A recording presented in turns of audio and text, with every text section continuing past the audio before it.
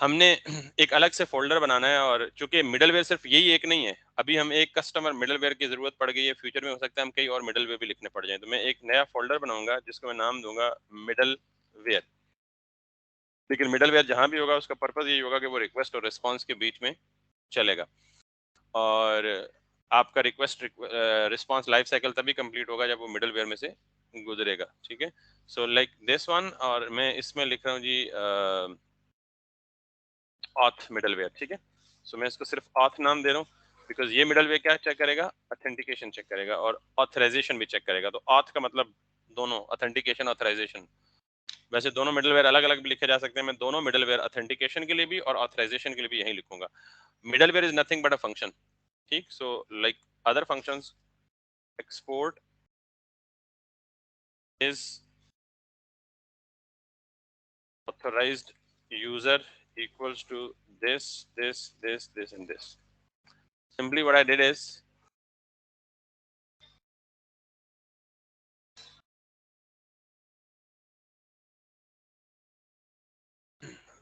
तो जैसे मैंने बाकी फंक्शन लिखा, इज ऑथराइज्ड यूजर का फंक्शन का नेम लिखा, और इसको मैंने एक्सपोर्ट कर दिया बिकॉज मुझे यहाँ जहाँ भी चाहिए होगा मैं इसको इस्तेमाल कर लूंगा।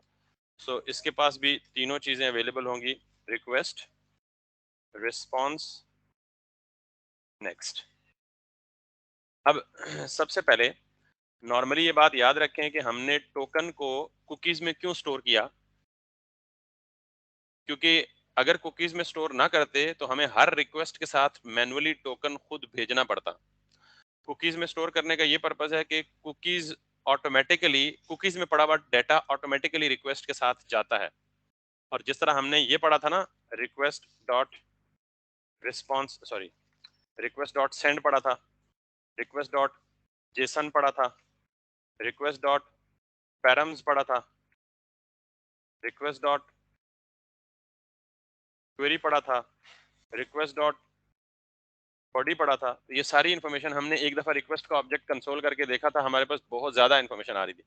उसी तरह इसी रिक्वेस्ट के अंदर एक फंक्शन अवेलेबल होता है के नाम से, ऑलराइट। और इस कुकी में हमारे पास, आई डोंट नो अब ये कुकी है या कुकीज है, सो लेट्स सी। मैं सबसे पहले क्या करता हूँ, इसको कंसोल करके देखता हूँ और फिर मिडलवेयर को चला के भी देखता हूँ, ताकि आपको ये आइडिया हो जाए कि ये कैसे रिक्वेस्ट और रिस्पॉन्स के बीच में चलता है। तो मैं यहाँ पे सिंपली कर देता हूँ कंसोल डॉट लॉग और REQ, सिर्फ रिक्वेस्ट को लॉग करता हूँ। और ये कंसोल कब चलेगा, ऑब्वियसली जब ये इज ऑथराइज्ड का फंक्शन चलेगा। अब मैं ये चाहता हूँ कि मैं किसी एक राउट को प्रोटेक्ट करूं। अच्छा, नॉर्मली हमारा यहाँ सिक्योरिटी मैकेनिज्म यही होता है, और मिडलवेयर हम कहाँ लगाएंगे, दैट इज द क्वेश्चन, कि जिस राउट को हम प्रोटेक्ट करने जाएंगे। मिसाल के तौर पे जब आप किसी इदारे में जाते हो तो बेसिकली उन्होंने चेक पोस्ट कहाँ लगाई होती है, रास्ते में लगाई होती है, तो रास्ते में ही आपकी चेकिंग होती है। तो हम जो राउट या मिडलवेयर डिफाइन कर रहे हैं, उस मिडलवेयर को कहाँ अप्लाई करेंगे, राउट्स के ऊपर। राउट का मतलब ऐसे रास्ता होता है, आपने अक्सर सुना होगा फलां गाड़ी का फलां राउट है, ठीक है। तो हम बेसिकली उस मिडलवेयर को लगाएंगे कहाँ पे, रास्ते में, यानी राउट के ऊपर ही लगाएंगे कि जब इस राउट को एक्सेस किया जाए तो इस राउट की एक्सेस तब दो जब तुम्हें श्योर हो जाए कि ये ऑथेंटिक यूजर है। तो ये मेरे राउट्स हैं। अब इन राउट्स में से मैं जिसको चाहे प्रोटेक्ट करूं, तो मैं सबसे पहले क्या करूंगा, वो जो इज ऑथराइज्ड का फंक्शन या मिडलवेयर लिखा है मैं उसको इंपोर्ट करूंगा। So let's do it like const, और I will be like having is authorized user, and that is going to be required, and that is going to be like middleware। और इस middleware में हमारे पास auth का middleware है, और इसके अंदर से एक्सपोर्ट ये हो रहा है। ठीक है, so it got crashed why, ये कह रहा है जी कि एक्सपोर्ट कॉन्स्ट, ओके, ये एक्सपोर्ट कॉन्स्ट नहीं है, एक्सपोर्ट्स डॉट है गालिबन, या सिर्फ एक्सपोर्ट डॉट है। और इसमें ये यूं है, भूल गए हम, लाइक लेट अस सी किधर गया, हम यहाँ से कुछ कर ही देना, yes exports dot,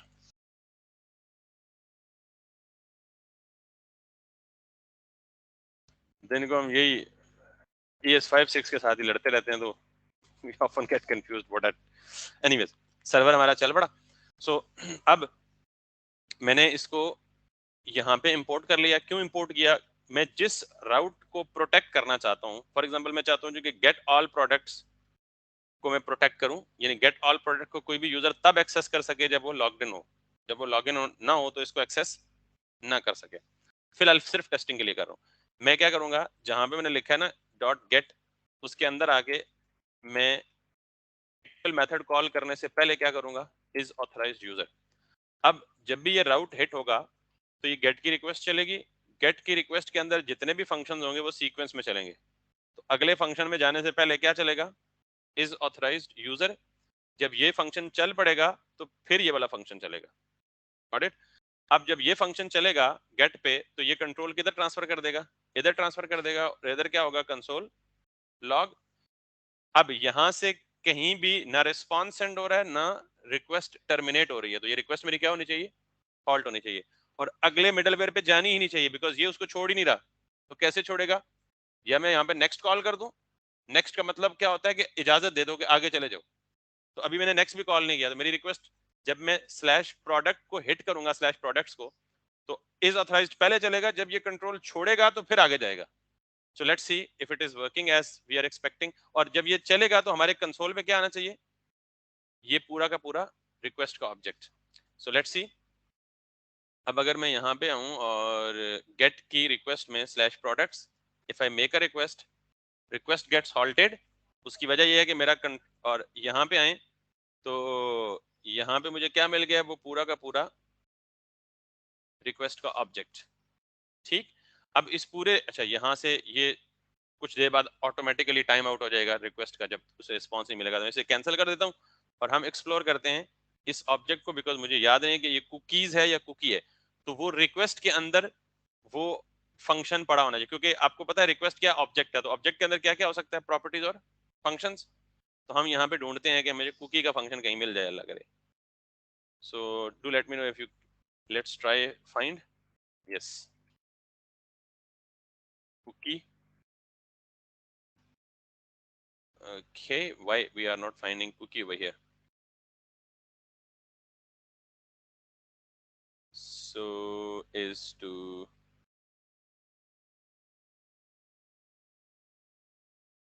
cookies. Okay, let me take a minute.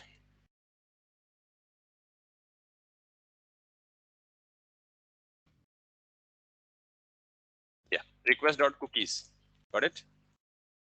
यहाँ लिस्ट होना चाहिए। आई डोंट नो, उन्होंने सिक्योरिटी रीजन के लिए वो यहाँ पब्लिकली अवेलेबल नहीं किया, ये क्या रीजन है, बट आई वाज गेसिंग कि I was able to get it, but if not, request.cookies है। अच्छा, ये request.cookies क्यों है, क्योंकि मे बी एक से ज्यादा कुकीज भी हमें सेट की हो, तो हमें क्या देगा, ये पूरा का पूरा ऑब्जेक्ट, यानी रिक्वेस्ट डॉट कुकी भी क्या देगा हमें, let's see, let's do it this way, this. I am guessing कि यहाँ हमें कुकी क्यों नहीं मिल रहा, उसकी एक रीजन है जो मैं गेस कर चुका हूँ कि हमें जैसे बॉडी पार्सर किया था ना, ऐसे हमें कुकी गेट करने के लिए कुकी पार्सर का भी एक पैकेज इंस्टॉल करना पड़ेगा। ठीक है, सो लेट्स सी कि अभी हमें ये कुकी मिलती है या नहीं मिलती है। अगर ना मिली तो इसका मतलब ये है कि हमें वो कुकी पार्सर जो है वो इंस्टॉल करना पड़ेगा। So we are now back to this.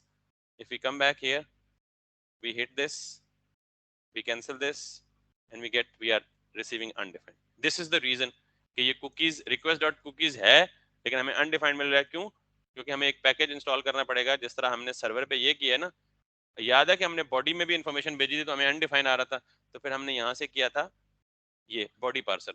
तो लेट्स गो बैक और कुकी पार्सर को हम की parser npm so this is what, cookie parser को हम रिक्वायर करेंगे, और रिक्वायर करने के बाद हम इसे भी as a global middleware app dot use में यूज करेंगे। So let's copy this piece और यहाँ पे आए वापस, इसको ब्रेक करें कुकी पार्सर जितनी देर में ये इंस्टॉल होता, let's go back to add this cookie parser. ये भी कहाँ होना चाहिए? Global middleware, application level middleware, ठीक है, ताकि जब भी हर रिक्वेस्ट के बीच में ये चले, तभी हर रिक्वेस्ट में कुकी साथ लाएगा, ठीक है। और कुकी तो हर रिक्वेस्ट में वैसे ही आती है, कुकी को रीड कर पाएगा।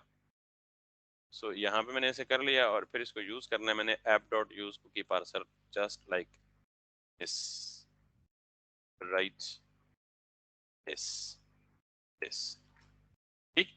सो now if I get this, अब मैं दोबारा अगर इसको मैं कर देता हूँ कैंसिल, यहाँ पे दोबारा अगर मैं इसको कहूंगा लाइक दिस, अब एटलीस्ट अनडिफाइंड नहीं आएगा, ऑब्जेक्ट नल, प्रोटोटाइप नल, यानी अब अनडिफाइंड नहीं आया, इसका मतलब कुकी आ रही है लेकिन कुकी के अंदर कुछ भी नहीं आ रहा। क्यों? कि हमने कुकी सेट ही नहीं की हुई। Can you see this?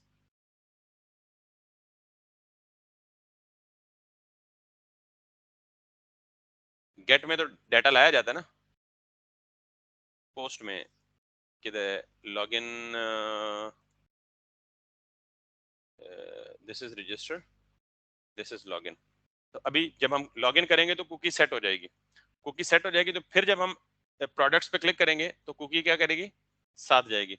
Let's see, ये हमारा लॉगिन का पेज है और ये हमारा आई थिंक वैलिड यूजर है। Let's make it like this, you are logged in, और अब क्या होगी? कुकी सेट हो गई। अब जब मैं इसको रिक्वेस्ट करूंगा स्लैश प्रोडक्ट्स को, अब मैं यहाँ से हिट करूंगा इसको कैंसिल, तो can you see this? Cookie में क्या रखा हुआ था?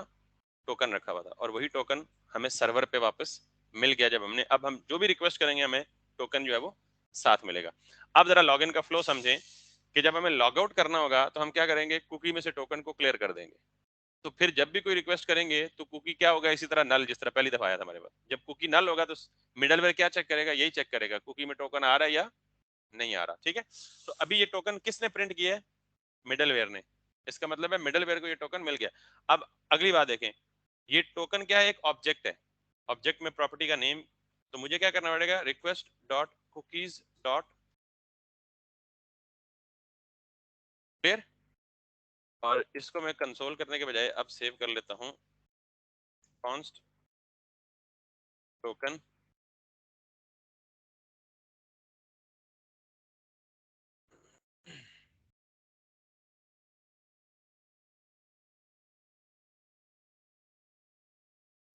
ओके, यहाँ तक क्लियर होगी बात। अब मुझे इस टोकन को क्या करना है? पहले ये चेक करना है if not token, if not token का मतलब क्या है? अगर उसे टोकन नहीं मिला तो इसका मतलब यूजर लॉग्ड इन नहीं है, ठीक है। तो मैं यहाँ पे क्या करूंगा? res dot JSON message is going to be you need to log in to access this res, तो भी मैसेज सेट कर दें। और यहाँ पे मैं क्या करूंगा? इसको रिटर्न, रिटर्न करना क्यों जरूरी है? ताकि इस इफ के बाद वाली कोई स्टेटमेंट ना चले, यहीं से रिटर्न हो जाए, फंक्शन से रिटर्न हो जाए, ठीक। अब अगर ये टोकन मिल गया तो फिर ये भी तो वेरीफाई करना है कि टोकन वैलिड है या टेम्पर्ड तो नहीं है, टोकन में किसी ने मैनिपुलेशन तो नहीं की, गलत टोकन तो नहीं दे दिया किसी ने। तो ये कैसे चेक होगा? जैसे हमने बीक्रिप्ट में कंपेयर किया था ना, वैसे जब JWT टोकन हमने, टोकन बनाते वक्त हमने साइन किया था ना, लेट मी शो यू, तो टोकन वापस कंपेयर करते वक्त JWT में ये डिक्रिप्ट नहीं हो सकता। ये मैंने आपको बताया था कि ये वन वे इनक्रिप्शन होती है, अगर किसी के पास ये टोकन हाथ लग भी जाए तो उसे डिक्रिप्ट नहीं कर सकेगा। क्या पॉसिबिलिटी है? सिर्फ हमारी उसी सीक्रेट की से खुलेगा ये, तो वो सीक्रेट की किसके पास होगी? हमारे ही सर्वर के पास होगी। तो हम इसे वो की देंगे और कहेंगे यार ये की है, इसे अनलॉक करके चेक करोगे ये टोकन ऑथेंटिक है या इसमें टेम्परिंग हुई हुई है। So let's see that.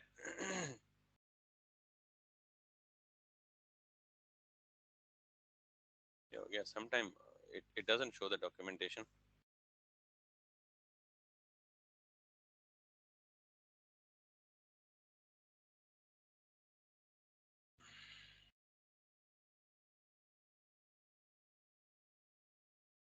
सो ये था हमारा JWT साइन, जिस मेथड से हमने इसको साइन किया हुआ था। और if you come back, this is still sign, these are just the different ways of actually doing that. और साइन है, साइन है, साइन है, this is what JWT dot verify. उधर क्या था, कंपेयर था, इधर क्या है, वेरीफाई है। सो क्या क्या चाहिए पहले इसको क्या चाहिए, टोकन, और दूसरा क्या चाहिए, सीक्रेट, और तीसरा ऑप्शनल है। तो हमें दो चीजें देनी है, टोकन और सीक्रेट की।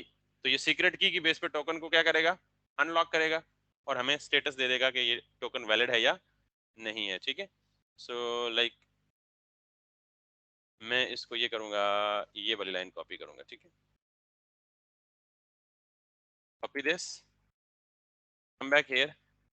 ये कब एग्जीक्यूट करूंगा, पहली बात है, पहला चेक तो ये लगाऊंगा कि टोकन है या नहीं है। अगर नहीं है तो यहीं से वापस भेज दो रिस्पांस में, यूजर को कहो यार you need to log in to access this resource.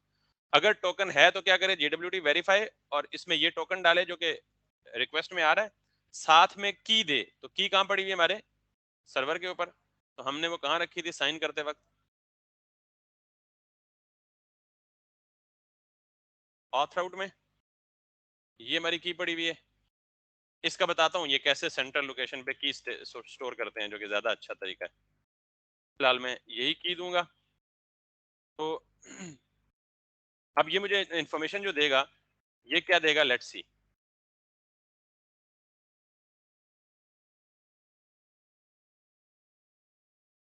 Console dot log decoded, यानी JWT वेरीफाई करके जो उसने इन्फॉर्मेशन मुझे दी, वो डिकोडेड के वेरिएबल में सेव की, और उसने मुझे यहाँ पे ये डिकोडेड मैंने कंसोल कर लिया। स्टिल अभी मेरी रिक्वेस्ट हॉल्ट रहेगी, मिडलवेयर से बाहर नहीं निकलेगी। रिक्वेस्ट को कंप्लीट करने के लिए जरूरी है कि अगर तो ये एरर आएगा, यानी टोकन साथ नहीं होगा, तो फिर तो रिक्वेस्ट कंप्लीट हो जाएगी, रिस्पॉन्स चला जाएगा। लेकिन अगर टोकन आया साथ, तो मैं जस्ट कंसोल करा रहा हूँ, रिक्वेस्ट कंप्लीट अभी भी नहीं होगी। So let's sorry this, come back here. अब मैं जाऊंगा, मेरा टोकन सेट है, मैं लॉगिन हुआ हूँ, यहाँ पे जाऊंगा, JWT इज नॉट डिफाइंड। अच्छा, ये इसका एरर है कि JWT आप यूज कर रहे हो, लाइब्रेरी के इंपोर्ट ही नहीं की है। ठीक है, सो लेट्स सी, इधर गया JWT। अच्छा, यहाँ हम ऑलरेडी कर ही रहे हैं दूसरी फाइल में, वहीं से कॉपी कर लेते हैं, JWT वेब टोकन, और इसको हम यहाँ पे इम्प्लीमेंट कर रहे हैं यूं। नाउ लेट्स सी, रिक्वेस्ट हमारी कंप्लीट नहीं हुई, उसकी वजह है कि हमने रिक्वेस्ट को टर्मिनेट नहीं किया, लेकिन उसने हमें क्या दे दिया, वही आईडी दे दी।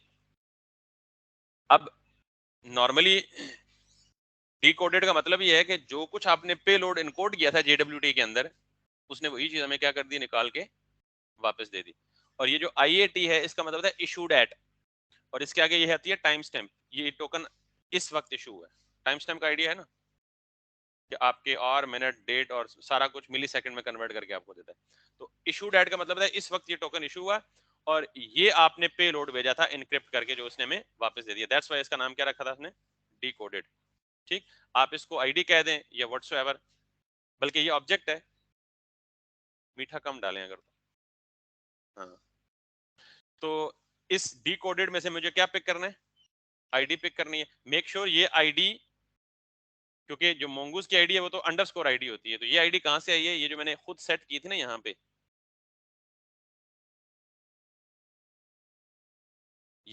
ये आईडी और यूजर डॉट अंडरस्कोर आईडी, तो ये बेसिकली JWT में खुद सेट की थी, तो ये आईडी मुझे मिल रही है यहाँ पे। तो मैं डिकोडेड डॉट क्या करूंगा, आईडी, जस्ट मुझे इशू डैट से फिलहाल कोई लेना देना नहीं है, मुझे आईडी। तो मैं यहाँ पे क्या करूंगा जी, const ID equals to this.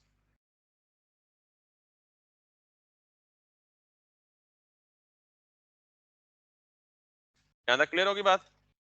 तो इसका मतलब ये है कि इस मिडलवेयर ने अब ये पहचान लिया एटलीस्ट कि बंदा सही था। अगर टोकन में कोई मिलावट होती या कोई टेम्परिंग होती, तो ये कभी भी डिकोड करके ना देता हमें इन्फॉर्मेशन। अब इस आईडी की बेस पे मुझे क्या करना है, डेटाबेस पे रिक्वेस्ट करनी है। अच्छा, नॉर्मली एक बात और सुन लें यहाँ पे, जब आप लॉगिन होते हैं जीमेल पे, तो आपने टॉप राइट पे देखा है, आपकी पिक्चर आ रही होती है, साथ में आपकी ईमेल आ रही होती है, यूजर नेम आ रहा होता है। तो ये सारी की सारी इन्फॉर्मेशन मैं अगर जीमेल में लॉगिन करूंगा तो मेरे से रिलेटेड आएगी, आप अगर जीमेल में लॉगिन करेंगे तो आपसे रिलेटेड आएगी, जो यूजर लॉगिन करेगा उसकी इन्फॉर्मेशन डायनामिकली आएगी। तो अब मैं वो काम करने लगा हूं कि जब ये वेरीफाई हो गया कि ये यूजर अथेंटिक है, तो अब डेटाबेस से इस यूजर की इन्फॉर्मेशन निकाल के मैं एक ग्लोबल ऑब्जेक्ट में सेव कर दूंगा, ताकि मुझे पूरी एप्लीकेशन में जहां भी वो इन्फॉर्मेशन चाहिए मुझे वो मिल सके। मुझे अभी तक ये बता दें कि ऐसा कौन सा ऑब्जेक्ट अभी तक हमने यूज किया है जो कि पूरी बैकएंड एक्सप्रेस में एप्लीकेशन, पूरी बैकएंड एप्लीकेशन में अवेलेबल है, ऐसा कोई वेरिएबल है? सॉरी, ऐसा कोई वेरिएबल या ऑब्जेक्ट जो पूरी बैकएंड की एप्लीकेशन में अवेलेबल है, जिसको हम जहां चाहें उठा के मुंह उठा के कॉल करके यूज कर सकते हैं? नहीं, एक्सप्रेस कहां पे नजर आ रहा है? इस फाइल में क्या नजर आ रहा है एक्सप्रेस? मिडलवेयर की बात नहीं कर रहा, वेरिएबल की। आईडी पूरी एप्लीकेशन में कैसे अवेलेबल है? आईडी अगर कहीं अवेलेबल है तो हमें खुद आईडी बनानी पड़ेगी। ये देखें, हमने खुद आईडी निकाली डी कोड से, तो ये तो ग्लोबली अवेलेबल नहीं है। क्या मैंने रिक्वेस्ट, रिस्पांस और नेक्स्ट जिस मर्जी फाइल में लिखते हुए पूछा है किसी से, या कहीं से इंपोर्ट किए, या कहीं एक्सपोर्ट किए इनको? तो इसका मतलब है कि पूरी बैकएंड की एप्लीकेशन में ये तीन वेरिएबल्स हैं जो ग्लोबली अवेलेबल है, जो हर जगह हर फाइल में हर वक्त एक्सेस हो सकते हैं एक्सप्रेस के अंदर रहते हुए। जहां मुझे दिल किया मैंने क्या कर लिया, रिक्वेस्ट, रिस्पांस और नेक्स्ट। तो इसका मतलब ये है कि रिक्वेस्ट, रिस्पांस और नेक्स्ट ये तीन वेरिएबल्स हैं जो कि क्या है, मेरी बैकएंड की पूरी एप्लीकेशन में अवेलेबल रहते हैं। तो अब मैं क्या करने लगा हूं, मैं यहाँ पे जो यूजर इस आईडी की बेस पे डेटाबेस से फेच करूंगा, उसको इस रिक्वेस्ट का पार्ट बना लूंगा, ताकि जहां जहां रिक्वेस्ट एक्सेसिबल हो वहां वहां करंटली लॉग्ड इन यूजर भी एक्सेसिबल हो। समझ आ गई ये बात?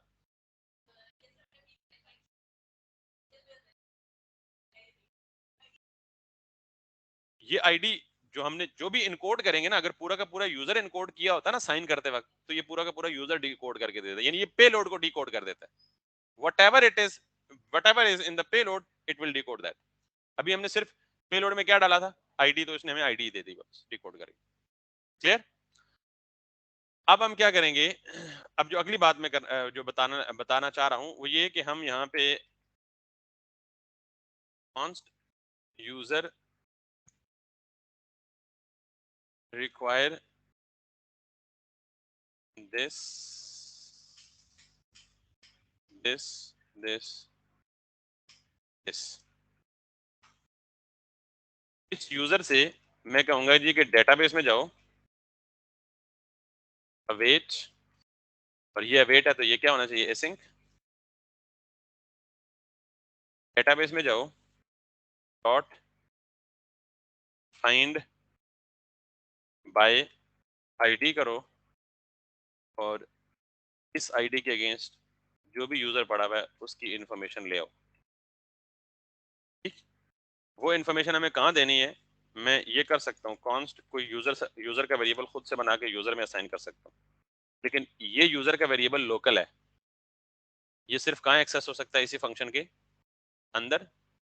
ठीक, तो मुझे इस यूजर को क्या बनाना है, क्योंकि मुझे हर राउट को चेक करते वक्त वहां पे चाहिए, तो मैं क्या कर सकता हूँ, सिंपली कॉन्स्ट के बजाय request dot user equals to this. Request एक ऑब्जेक्ट है, तो आपको पता है कि एक ऑब्जेक्ट में खुद से एक प्रॉपर्टी देने के लिए, यानी यूजर की प्रॉपर्टी पहले से रिक्वेस्ट में अवेलेबल, ये कस्टम प्रॉपर्टी है जिसको हम किसको असाइन कर रहे हैं, रिक्वेस्ट के ऑब्जेक्ट को। तो रिक्वेस्ट के ऑब्जेक्ट की अपनी सारी प्रॉपर्टीज तो एग्जिस्ट कर ही रही हैं, साथ में मैं क्या कर रहा हूं कि अगर मेरा यूजर अथेंटिक है, ओके है, सब कुछ ठीक है, तो इस यूजर को किसका पार्ट बना दो, रिक्वेस्ट का पार्ट बना दो। क्यों? क्योंकि रिक्वेस्ट ही वो ग्लोबल ऑब्जेक्ट है जो मुझे बैकएंड की पूरी एप्लीकेशन में अवेलेबल है। क्लियर होगी ये बात? ये जब सब कुछ हो गया तो एंड पे क्या करो, इसका काम हो गया फिनिश। अब इसका काम जब फिनिश हो गया तो ये कंट्रोल तो नहीं छोड़ेगा, क्योंकि जाहिर है मुझे रिक्वेस्ट रिस्पांस साइकिल भी टर्मिनेट करना है। तो मैं क्या कहूंगा, जब सब कुछ हो गया, यूजर की वेरिफिकेशन हो गई, तो चौकीदार कब छोड़ेगा आपको? जब उसको तसल्ली हो जाएगी कि बंदा ठीक है। नाउ इसने सारा कुछ चेक कर लिया, पहले से चेक किया जी टोकन है जी है, वैलिड है जी वैलिड है। फिर उसने टोकन मतलब ये चीज तो ऑप्शनल है ना, हमने अपनी सहूलत के लिए की है। ऑथेंटिकेशन वेरिफिकेशन यहाँ कंप्लीट हो गई थी जब उसने डिकोड करके दे दी थी। अब हमने उस जो यूजर लॉगिन हुआ, क्योंकि लॉग्ड इन यूजर की इन्फॉर्मेशन को भी तो हमने कंटेन करना है ना, ताकि लॉगिन के बाद उसे शो कर सकेंगे यार ये इस वक्त ये फला बंदा लॉगिन है, इस वक्त फला बंदा लॉगिन है, इस वक्त फला बंदा लॉगिन है। आपकी एप्लीकेशन में ये केस है, लेट्स सपोज 100 स्टूडेंट्स हैं तो हर स्टूडेंट अपने अकाउंट से लॉगिन होगा, तो हर एक के लिए ये चौकीदार अपनी अपनी आईडी को डिकोड करेगा, और हर एक के लिए रिक्वेस्ट में जो यूजर की इन्फॉर्मेशन होगी वो अलग अलग होगी। सो दैट्स द केस, ये जो आखिरी लाइन लिखी है। और एंड में क्या कहा जाए कि अगर ये सारा कुछ ओके हो जाए तो इसको क्या कर दो, नेक्स्ट जाने दो इसको। सो now if I come back और मैं इसको अगर दोबारा अब आऊंगा, तो अब ये यहाँ पे लगा हुआ है, किधर लगा हुआ है, किधर लगा हुआ है, मैंने इसको यूज कहाँ किया है, प्रोटेक्ट किसको किया है, राउट को किया है। तो अब ये मुझे गेट ऑल प्रोडक्ट को तभी कॉल करने देगा जब क्या होगा, ऑथेंटिक यूजर होगा। और ऑथेंटिसिटी कौन चेक करेगा, ये वाला middleware. So let's get back. तो अब मुझे इन्फॉर्मेशन यहाँ मिलनी चाहिए ऑल प्रोडक्ट्स की, क्योंकि मैं लॉग्ड इन हूँ, मेरा टोकन सेट है। So let's see, all products मिल गए। अब मैं टोकन को एक्सपायर करके दिखाता हूँ आपको कि बगैर टोकन के जब मैं रिक्वेस्ट करूंगा तो मुझे क्या कहेगा, you need to log in to access this resource, जो मैंने यहाँ पे सेट किया है। ठीक, लेकिन टोकन को एक्सपायर कैसे करूं, बदकिस्मती से अभी तक मुझे ये नहीं पता कि पोस्टमैन से टोकन को कैसे एक्सपायर करूं। Got it? तो हम क्या करेंगे, कोड वाला तरीका यूज करेंगे। साइन आउट का एक राउट बना लेंगे, तो हम यहाँ पे साइन आउट को हिट करेंगे तो वो बैकएंड से जाके क्या करेगा, इस टोकन को रीसेट कर देगा। और एल्स हम यहाँ पे ये काम कर सकते हैं, पता नहीं ये चलेगा या नहीं चलेगा। नहीं, इसको डिलीट, ये डिलीट ही नहीं हो रहा यहाँ से। so how to do that I don't know honestly।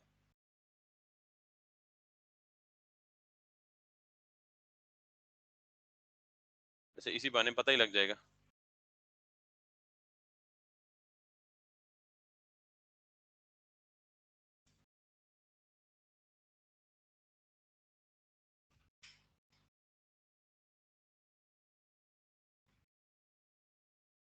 Okay, dev tools, किधर है dev tools?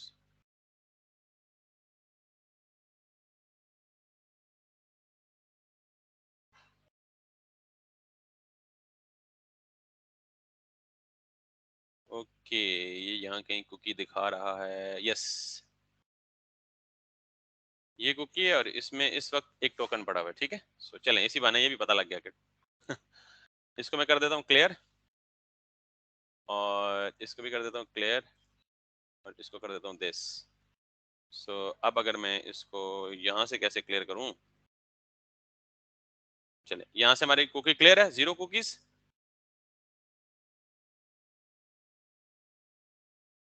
Okay, deleted successfully, अब ठीक है। अब मैं अगर इसको गेट रिक्वेस्ट पे जाऊंगा, गेट प्रोडक्ट्स, तो ये ब्रेक हो गया, और ब्रेक होके no cookies received from the server, और यहाँ पे ये कुछ नहीं हुआ, शायद हमने कुछ गलत कर दिए। okay, so let's see it again, this क्या चीज, oh yes, you need to log in to access this resource. ठीक है, यानी अगर हम ये किधर गया, हम गेट पे हैं, सॉरी ये पोस्ट पे, हम गेट पे हैं, और अगर हम ये करेंगे तो हम कह रहे हैं you need to log in to access this resource, ये कहाँ से आ रहा है, you need to log in to access this resource. और अगर हम पहले लॉग इन हो जाएं तो लॉग इन क्या करेगा, कुकी सेट करेगा। अगर मैं इसको यहाँ से हिट करूँ, लॉग इन हो गया।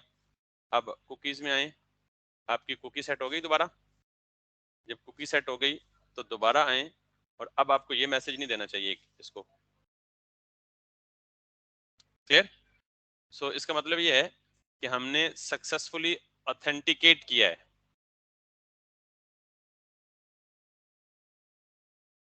अगला काम है रोल बेस्ड ऑथराइजेशन के। जब आप ऑथेंटिकेट होते हैं ना, तो आप बिल्डिंग के अंदर दाखिल हो जाते हैं, तो अगर आपको किसी ने कोई ऑथराइजेशन रिस्ट्रिक्शन नहीं लगाई हुई तो आप जिस मर्जी प्लाजे में, जिस मर्जी बिल्डिंग में घुस जाएं। तो अगला काम क्या है, मैं ये चाहता हूं कि अभी लेट सपोज अगर मैं सपोज करता हूं मैं ये इज ऑथराइज्ड यूजर को सारों के साथ लगा देता हूं, तो कोई भी राउट लॉगिन हुए बगैर आप एक्सेस नहीं कर सकेंगे। आप कोई भी राउट लॉगिन हुए बगैर एक्सेस नहीं कर सकेंगे। यहाँ पे एक मसला भी है। ये तो ठीक है जी, अब हम लॉगिन हो गए, लॉगिन होने के बाद हम क्रिएट भी कर सकते हैं, डिलीट भी कर सकते हैं, अपडेट भी कर सकते हैं, रीड भी कर सकते हैं। मसला क्या है कि मैं चाहता हूं कि लॉगिन होने के बाद डिलीट, अपडेट और क्रिएट ये वाले एक्शन सिर्फ कौन परफॉर्म कर सके? एडमिन। और बाकी actions her logged in user कर सके। तो इसका मतलब ये है कि ये एक मिडलवेयर तो एक जरूरत के लिए काफी है कि इसने सिर्फ ये चेक किया कि यार तुम अथेंटिक हो या नहीं हो, कोई दहशतगर्द, कोई टेररिस्ट वगैरह तो नहीं हो। दैट्स ओके, वो अंदर घुस गया। अब आगे जाके अंदर हमने रिस्ट्रिक्शन लगानी है कि अब हमने एक और मिडलवेयर बनाना है, जिस मिडलवेयर को हम ये उसमें रखेंगे कि यार ये जो बंदा आया है इसके पास सफिशिएंट प्रिविलेजेस या राइट्स हैं या नहीं है। अगर तो सफिशिएंट राइट्स हैं तो फिर इसको अंदर जाने दो, यानी वो एक्शंस जो ऑथराइज्ड हमने करवाने हैं वो करने दो। डिलीट, अपडेट और क्रिएट नॉर्मली ये सेंसिटिव एक्शंस है, क्योंकि हम हर बंदे को जो तो नहीं, क्रिएट हम अगर पब्लिक साइन अप किया हुआ है तो फिर क्रिएट तो कर सकता है हर बंदा यूजर, लेकिन एडिट भी अगर करवाना चाहे तो कर सकता है, डिलीट भी करवाना चाहे तो, अगर ये पब्लिक डाटा तो कर सकता है। लेकिन कुछ डाटा ऐसे होते हैं जो प्राइवेट डाटा होता है। मिसाल के तौर पे स्टूडेंट अगर लॉगिन हो तो उसको एक्सेस हो जी टीचर का डाटा, वो लॉगिन वो डिलीट कर सकता है, तो कितना बड़ा लॉस है। वो तो शरारतन सारा कुछ, यानी स्टूडेंट को सिर्फ इन्फॉर्मेशन हो कि वो सिर्फ अपनी इंफॉर्मेशन को अपडेट और डिलीट कर सके। तो अब हम क्या कर रहे हैं बेसिकली, ऑथराइजेशन एक और मिडलवेयर लिखेंगे। मैं फिलहाल इसी फाइल में लिख देता हूं, हम बाद में इसको सेपरेट भी कर सकते हैं। इज ऑथराइज्ड, ये इज ऑथराइज्ड नहीं होना चाहिए, इज ऑथेंटिकेटेड होना चाहिए था बाय द वे। राइट, हम नाम उल्टा यूज कर लिए। अब ये तो फर्क समझ आ गया ना, ऑथेंटिकेशन और ऑथराइजेशन में क्या फर्क है। Is authenticated, is authenticated user, ठीक है, ये यहाँ जहाँ यूज हो रहा है इज ऑथेंटिकेटेड यूजर, यहाँ पे यहाँ पे यहाँ पे यहाँ पे यहाँ पे यहाँ पे। गेट ऑल प्रोडक्ट्स के लिए तो आपको लॉगिन होने की जरूरत नहीं पड़नी चाहिए। ई कॉमर्स की वेबसाइट पे जाएं तो प्रोडक्ट्स तो पब्लिकली लिस्टेड होते हैं, तो उसके लिए लॉगिन होने की जरूरत, हाँ, ऑर्डर प्लेस करते वक्त या बाकी काम करते वक्त होना चाहिए। अब ये हमने कोई ब्लेंडर कर दिया। और ये क्या कह रहे हैं जी, require the callback function but got an object undefined, ये गालिबन इज ऑथेंटिकेटेड ऑथ पे इज ऑथेंटिकेटेड यूजर, ओके, इसको सेव नहीं किया गया। ठीक है, तो अब मैं क्या करूंगा, यहाँ पे इज ऑथराइज्ड यूजर एक नया कॉल बैक करूंगा, और इज ऑथराइज्ड में ये कहानी तो नहीं होगी एटलीस्ट, ठीक है, और ये कहानी भी नहीं होगी। अब इज ऑथराइज्ड ऑथेंटिकेशन के बाद चलेगा, चलना भी बाद में चाहिए। पहले क्या होनी चाहिए, ऑथेंटिकेशन है ऑथराइजेशन, ऑथेंटिकेशन हो गई है तो अब क्या होनी चाहिए, ऑथराइजेशन होनी चाहिए। तो इसका मतलब ये है कि जब ऑथेंटिकेशन होगी तो रिक्वेस्ट के अंदर हमारे पास रिक्वेस्ट डॉट यूजर पड़ा होगा, जो कि ऑथेंटिकेट जो हो गया है, उस यूजर में एक रोल की प्रॉपर्टी भी पड़ी होगी, नहीं, लेट्स सी इट। क्योंकि हमने यहाँ पे क्या किया था कि जो भी करंटली लॉग्ड इन यूजर हो उसको पकड़ो और किस में डाल दो, रिक्वेस्ट डॉट यूजर में। अब यहाँ पे जब ये रिक्वेस्ट तो ग्लोबली एक्सेसिबल है ना, रिक्वेस्ट में यूजर को डाला ही इसलिए था कि जहां चाहे हमें यूजर को एक्सेस कर सके, लॉग्ड इन यूजर को। तो मैं यहाँ पे फिलहाल करता हूँ कंसोल डॉट लॉग और req डॉट यूजर, सिर्फ ये देखने के लिए हम लॉग्ड इन यूजर हमें मिल रहा है लॉग पे या नहीं मिल रहा, ठीक है। अच्छा, इसको कॉल कहाँ करेंगे, जैसे हमने इज ऑथेंटिकेटेड यूजर किया है ना, वैसे ही हम इसको भी यहाँ से इंपोर्ट कर लेते हैं, और इज ऑथराइज्ड यूजर को हम लगा लेते हैं किस पे, फिलहाल इसी पे लगा लेते हैं, डजंट मेक एनी डिफरेंस, क्योंकि ये आसान है सबसे टेस्ट करना, बाद में हम चीजें टेस्ट हो जाए। अब पहले क्या चलेगा, जितने भी मिडलवेयर होंगे वो सीक्वेंस में चलते हैं। पहला वाला कंट्रोल छोड़ेगा तो अगले वाले को देगा, फिर अगला वाला छोड़ेगा तो अगले वाले को देगा। पहले क्या चलेगा, इज ऑथेंटिकेटेड यूजर, जब ऑथेंटिकेट हो गया तो फिर ये किधर जाएगा, इज ऑथराइज्ड यूजर, जब इज ऑथराइज्ड यूजर होगा तो ये उसको पकड़े रखेगा और इसे हाल्ट रखेगा, और इन द मीन टाइम हमें यहाँ पे क्या मिलेगा, पता लग जाएगा कि रिक्वेस्ट में यूजर मौजूद है या नहीं है। ठीक है, so let's once again hit this. इस पे 2 मिडलवेयर लगे हुए हैं, इस पे एक मिडल, बाकियों पे एक एक मिडलवेयर लगा हुआ है। So let's hit this, get all products को, रिक्वेस्ट हॉल्ट हुई है, यूजर ऑथेंटिकेटेड था और मुझे करंट यूजर की इंफॉर्मेशन यहाँ मिल गई है। देखिए ah@123 यही लॉग्ड इन था ना करंटली, तो ये मुझे अब कहाँ मिल गया, यहाँ पे ऑथराइजेशन में। इसमें मुझे ये मिल गया कि इसका रोल क्या है। अब मैं इस रोल को यहाँ निकाल के चेक करूंगा कि क्या मेरा ये यूजर जो है ये ऑथराइज्ड है या नहीं है।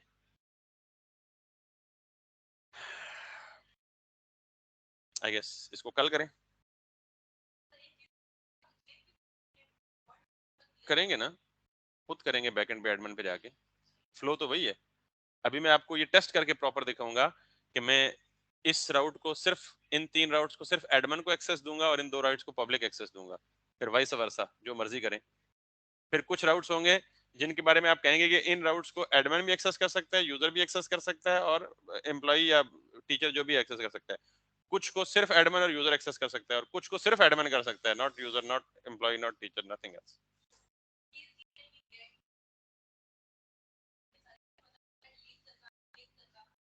राउट्स हर रिसोर्स के लिए यही रहेंगे।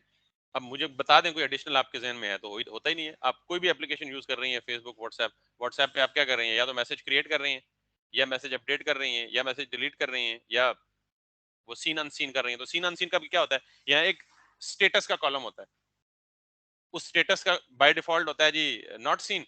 जब कोई यूजर सीन कर लेता है तो बैकएंड पे जाके वो एपीआई कॉल करके उसको क्या कर लेते हैं, सीन। जब सेटिंग में जाके यूजर दोबारा अनरेड कर देता है तो वो बैकएंड पे क्या कर रहे होते हैं, स्टेटस चेंज कर रहे होते हैं। बैकएंड में सारी गेम इधर हो रही होती है। जैसे अभी हम देखेंगे, अभी हम रोल यूजर पे है, जब रोल एडमिन आ रहा होगा तो हम उस एडमिन के रोल को यहाँ पे पिक करके आगे क्या करेंगे। इसमें थोड़ा सा ट्रिक है, मैं इसलिए चाह रहा हूँ कि नए फ्रेश लेक्चर में इसको कंप्लीट करेंगे हम। बट मिडलवेयर का आपको मैं इसको हटा देता हूँ क्योंकि ये रिक्वेस्ट को हॉल्ट रखता है। तो how does actually middleware comes into play, और कैसे हम मिडलवेयर की ऑथराइजेशन या ऑथेंटिकेशन करते हैं। यहाँ तक कोई क्वेश्चन हो तो। ये जो नॉर्मली स्टूडेंट्स को मुश्किल तरीन टॉपिक्स लगते हैं ना, उनमें से एक है, और मेरे ख्याल में मैंने बड़ा स्मूथली